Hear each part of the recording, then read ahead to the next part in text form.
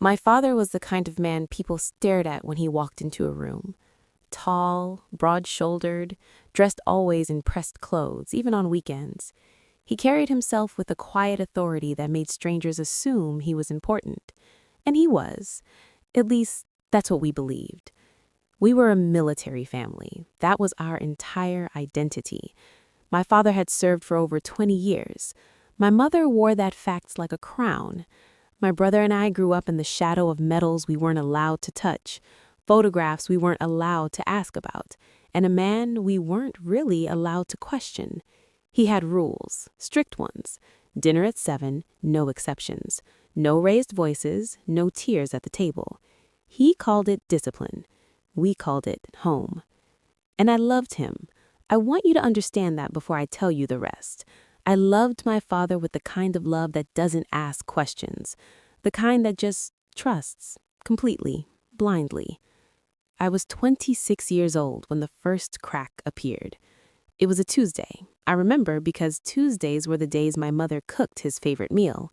She was in the kitchen, humming softly, the smell of cardamom and slow-cooked chicken filling the house. My brother Zane was sitting on the porch, reading. Everything looked ordinary. Everything felt safe.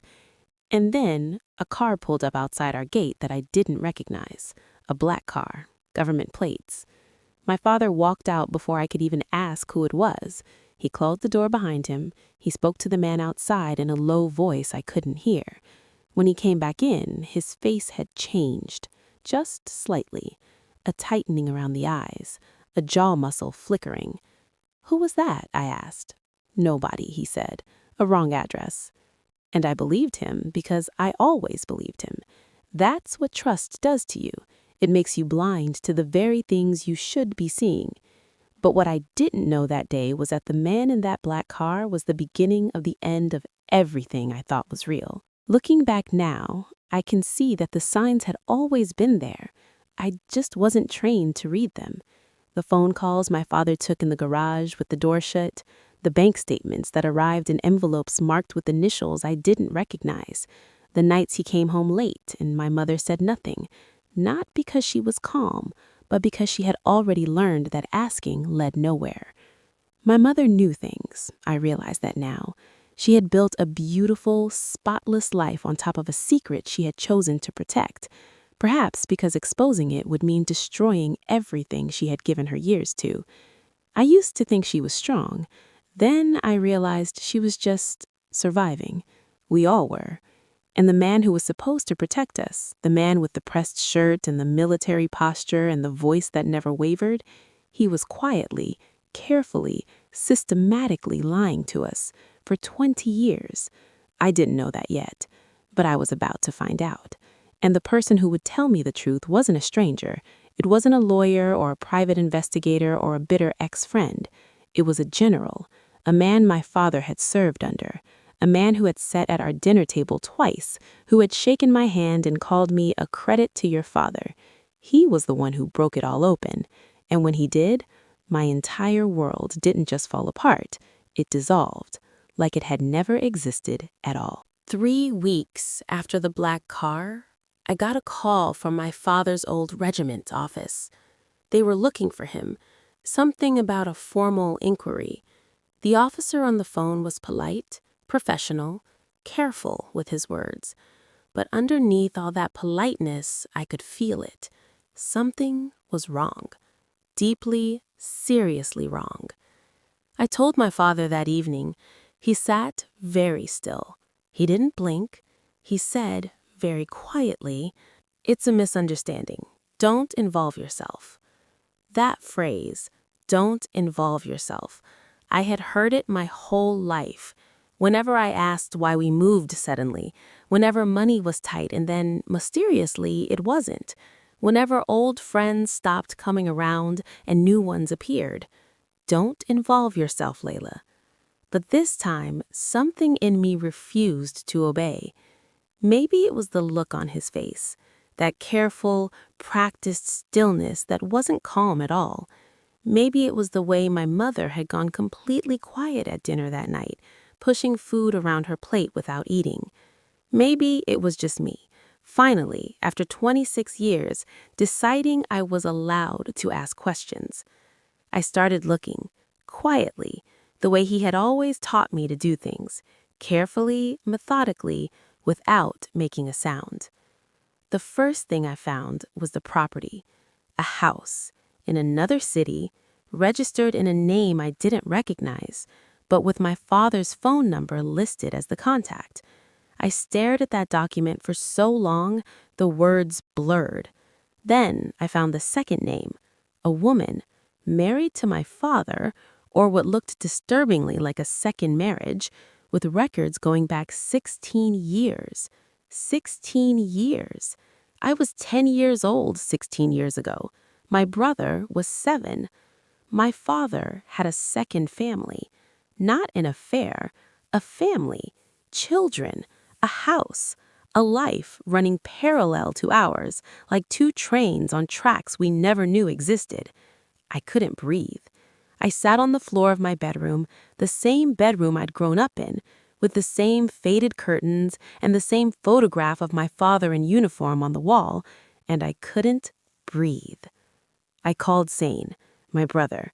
He drove over within the hour, and I showed him everything on my laptop screen.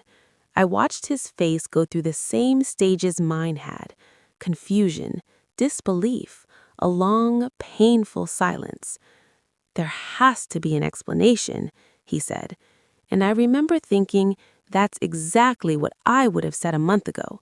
That's exactly the sentence my father had trained us to believe. There's always an explanation. Don't involve yourself. But the explanation, when it finally came, was worse than the secret. That weekend, my father sat us down. He had found out that I had been looking. He looked at us both and he said, very quietly, "What I did to protect this family. You don't understand the pressures of the life I led. There are things in this world you're not equipped to understand." That was it. No apology, no shame, no tears. Just that. The same calm, commanding voice that had always made me feel like a child who needed to be managed. And something in me snapped. Not loudly, not dramatically, just cleanly, like a thread that had been pulled too tight for too long, finally giving way. "So we don't count?" I asked him. My voice was steadier than I expected. "We were just the original version, the ones you capped while you built something better on the side?" He looked at me like I had said something incomprehensible. "Layla, don't," I said, and I walked out. But here's the thing nobody tells you about discovering that your father has lived a double life. The betrayal doesn't just hurt once, it echoes. Every memory you have gets infected. Every holiday, every dinner, every time he looked you in the eye and told you he loved you, all of it becomes a question mark. All of it becomes evidence you didn't know you were collecting. I grieved for weeks, quietly, the way he had always taught me to do everything, but the grief was changing, slowly, turning into something colder and more focused. I wanted the truth, all of it. And that's when the general called. General Haroon was in his 70s, a quiet man, the kind of quiet that came from having seen too much and chosen for most of his life to say very little of it. He asked to meet me alone, not my brother, not my mother, me. We sat in a small cafe near his home. He ordered tea he didn't drink. He folded his hands on the table, and he looked at me with the kind of eyes that have already made peace with hard things. And he said, "I should have spoken sooner. I want you to know that I carry that." He had known my father for 30 years. He had served with him, trusted him, defended him when questions arose, because they always arose, even early on. Small things, financial irregularities in regiment accounts, money meant for soldiers' welfare funds that moved in ways it shouldn't have, reports that were filed and then quietly disappeared. My father, it turned out, had not just been living a double life at home. He had been stealing from the military for over 15 years. Not dramatically, not in ways that drew immediate attention. He was too careful for that. Small amounts rerouted here. Inflated procurement figures bare. A network of shell accounts. The same accounts that funded the second house, the second life, the second family my brother and I hadn't known existed. The general had suspected for years, but suspicion without proof is just a feeling, and my father was very good at making sure feelings never became proof, until the formal inquiry, the one triggered by that phone call I had received, finally forced the evidence into the open. 20 years of service, and underneath it, 20 years of carefully constructed lies. I sat in that cafe and I did not cry. I had spent so many weeks crying that I think I had simply run out. Instead, I felt something clear and cold settle over me, like the moment after a storm when the air goes completely still. The general handed me a folder across the table. "You have a right to know everything," he said, "and so do the soldiers whose families never received what they were owed." The formal inquiry had already begun. The military tribunal would handle the charges, and they were serious ones: misappropriation of funds, fraud, conduct unbecoming. The second marriage carried its own legal complications under military law. My father's carefully pressed life was unraveling in every direction at once. He called me 2 days later. For the first time in my life, his voice wasn't steady. "Whatever they've told you," he started. "I know, Dad," I said. "All of it." A long silence. "I need you to understand." "I do understand," I said, and I meant it, not as forgiveness, but as clarity. "I understand exactly who you are. I just wish I hadn't needed a general to tell me." And I hung up. The tribunal took 7 months. At the end of it, my father was stripped of his rank, his pension, and his standing. The second property was seized as part of the asset recovery. The financial records were made part of an official report that was read by people who had spent years wondering where the money had gone. He didn't go to prison. There were technicalities, lawyers, the slow machinery of institutional justice, but the life he had built on deception, every brick of it was dismantled. My mother divorced him quietly, with a dignity I had always underestimated her capacity for. Zane stopped taking his calls, and I did something I didn't expect. I wrote. I wrote everything down, not to expose him publicly, not for revenge, but because I needed to understand how a person can love someone and lie to them simultaneously for decades.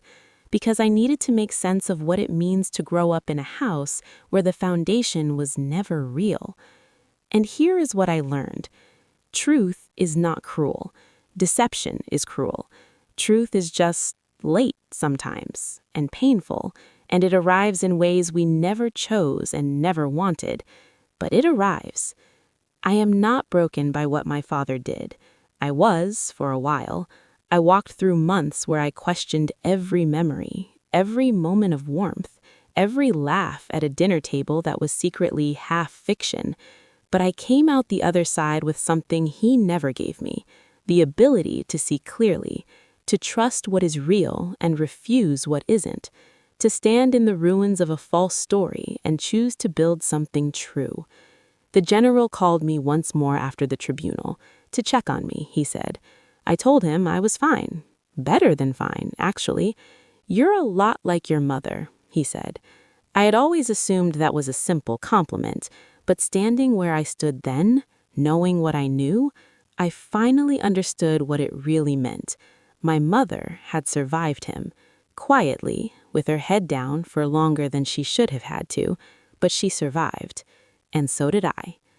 If you're watching this and there is someone in your life who gives you all the answers except the true ones, listen to that feeling, that quiet, persistent unease that you've been trained to ignore, that voice that asks the questions you're not supposed to ask. Listen to it, because the truth will come out. It always does. Sometimes it arrives in a black car with government plates. Sometimes it arrives in the voice of an old man over tea he never drank. But it comes, and when it does, you will be ready. You were always stronger than the lie.